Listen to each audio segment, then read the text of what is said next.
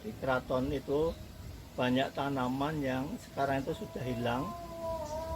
Dulu dalam naskah keraton itu ada namanya serat Salokopotro.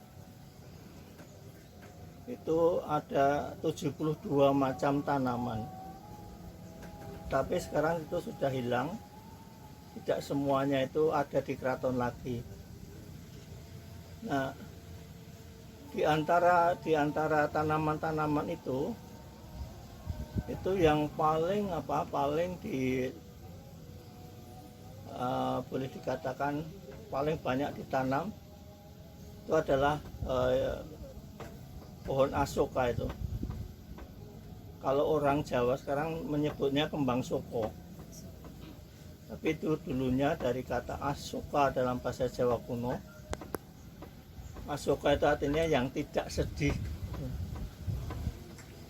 Nah, asoka ini kenapa kok dalam keraton itu kok penting sekali? Kita sekarang tahu bunga asoka itu hanya beberapa jenis. Tetapi kalau kita di dalam naskah itu asoka itu ada 48 jenis. Itu. Saya hanya tahu namanya, tetapi perkara wujudnya saya juga belum pernah melihat. Saya baru melihat 12. Sementara yang sisanya saya juga belum pernah. Itu. Kalau kebetulan ini Merapi sedang tidak seperti ini, dulu 12 itu saya temukan di lereng Merapi. Kemudian itu di lereng Gunung Slamet itu juga ada. Itu yang paling banyak itu di lereng Gunung Slamet itu. Karena di sana itu ada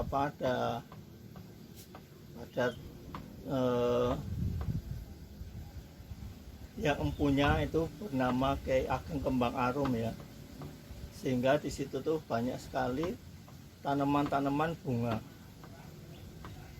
Waktu saya masih SMA dulu, itu paling suka untuk naik turun gunung itu. Jadi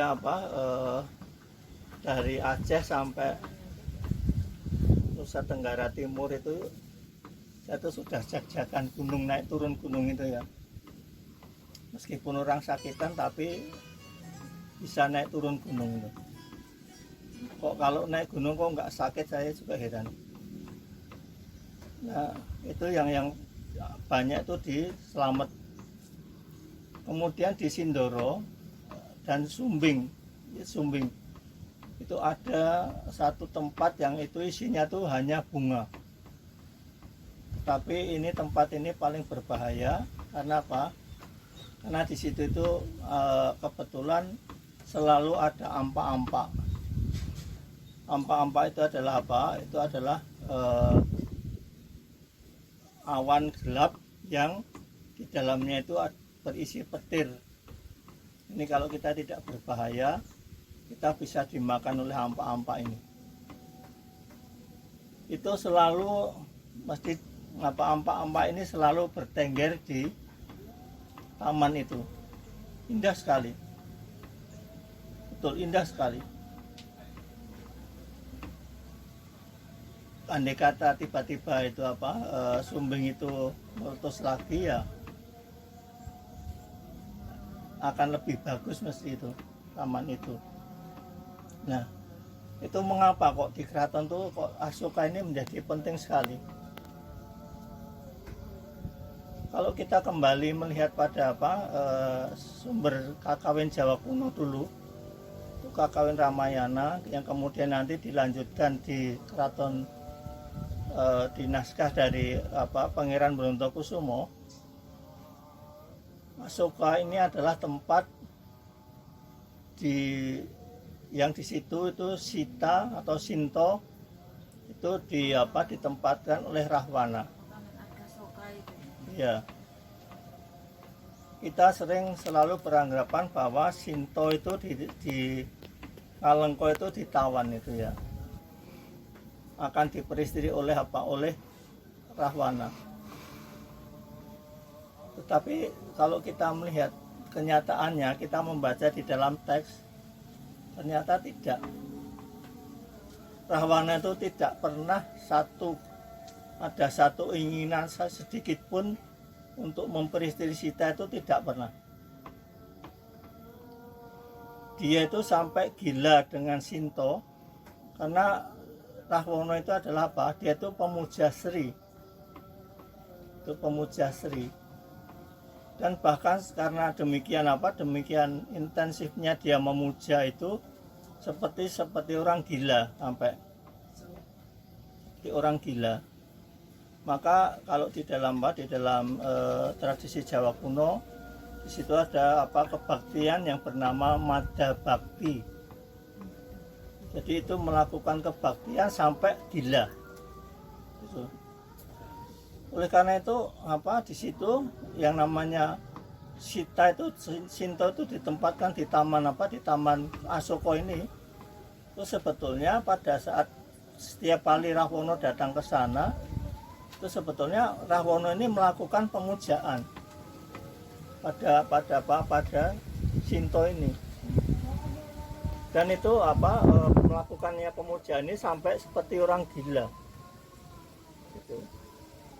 Jadi tidak ada kok niat mau memperkosa, kemudian mau memperistri, itu sama sekali tidak ada. Gitu. Nah, nanti kenapa? Karena Sinta ini adalah adalah dewi pujaan dari Dasamuka ini atau Rahwana. Jadi dia itu dipuja betul itu. Karena apa? Karena di Jawa, di Jogja ini terutama itu adalah wilayah yang ekologinya itu adalah pertanian, yang di situ dewa tertingginya adalah putri ini. Nah, ini Sinta ini adalah dewa pujaan bagi Rahwana itu.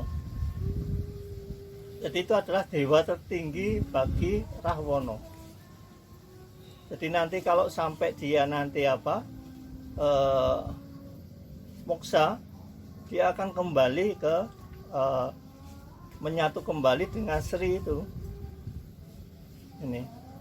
Dan betul pada waktu itu kemudian Rahwana itu mendapat anugerah dari Sinta. Itu dikatakan bahwa nanti pada saat akhir hayatmu, kamu akan dipuja oleh Rama, musuhmu sendiri. Itu. Jadi Dasamuka ini betul pada saat dia gugur, kemudian pembakaran jenazahnya, itu pada saat itu Rama itu memuja Dasamuka ini sebagai seorang raja yang sempurna. Itu betul-betul sempurna itu. Kenapa? Dia itu melakukan pemujaan pada dewa pujaannya ini sampai sempurna betul, dan dia mendapatkan anugerah untuk segera bisa menyatu dengan dewi pujaannya. Itu yang Kakawin berhenti sampai di situ, sampai pemujaan. Dan ketika ini diterjemahkan oleh Yasodipuro di Solo menjadi Serat Romo, itu juga hanya berhenti sampai di situ. Tetapi kalau yang di Jogja itu masih berlanjut. Itu di dalam naskah Ramayana dari Brontokusuman itu dikatakan pada waktu dia memuja Sita itu, Sinta itu mengatakan bahwa kelak turunmu itu akan menjadi nenek moyang raja-raja Jawa. Itu ternyata itu betul. Setelah Rahwana gugur, dia mempunyai anak Indrajit. Indrajit mempunyai anak putri yang bernama Indrakumala. Indrakumala ini nanti akan menikah dengan putra Rama dan Sinta yang bernama Rama Butlawa. Dari perkawinan ini mereka mendapatkan putra yang namanya Basukunti. Basukunti kemudian mempunyai putra eh, Kunti Bojo. Nanti Kunti Bojo akan mempunyai putra itu ya, tiga laki-laki, satu perempuan. Itu Basudewa, Kunti, kemudian Arya Prabu dan Ugrasena. Nah, ini antara Basudewa dan Kunti ini nanti akan menjadi apa? Menjadi penerus darah Pandawa ini. Basudewa akan berputra Sembodra, Kunti akan berputra Arjuna. Ketika ini dinikahkan, kemudian melahirkan Abimanyu. Abimanyu menurunkan Parikesit Yudhoyono dan seterusnya sampai Raja Jawa, raja-raja Mataram di Jogja dan Solo ini. Itu jadi dari garis ibu itu Pandawa itu keturunan Dasamuka sebenarnya. Gitu. Jadi raja-raja Jawa ini ada darah Dasamukanya. Tuh, jadi kalau di sini dikatakan Rahwana itu jahat tuh yang bilang siapa? Tuh, tolong baca sumber primernya. Kalau orang Solo saya bisa maklum karena apa? Karena ceritanya berhenti hanya sampai di seperti kakawin Ramayana, sampai Dasamuka gugur sudah hilang, selesai. Nah, kalau di Jogja masih berlanjut sampai menurunkan raja-raja Jawa itu. Nah, oleh karena itulah mengapa yang namanya Taman Maesoko atau Taman Asoko itu kalau di Keraton Jogja itu adalah taman yang di situ itu tempat tempat turunnya wahyu keraton, baik itu wahyu ratu maupun wahyu Baboning Ratu.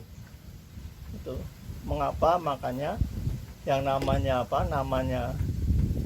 Kembang Asoko ini menjadi demikian penting.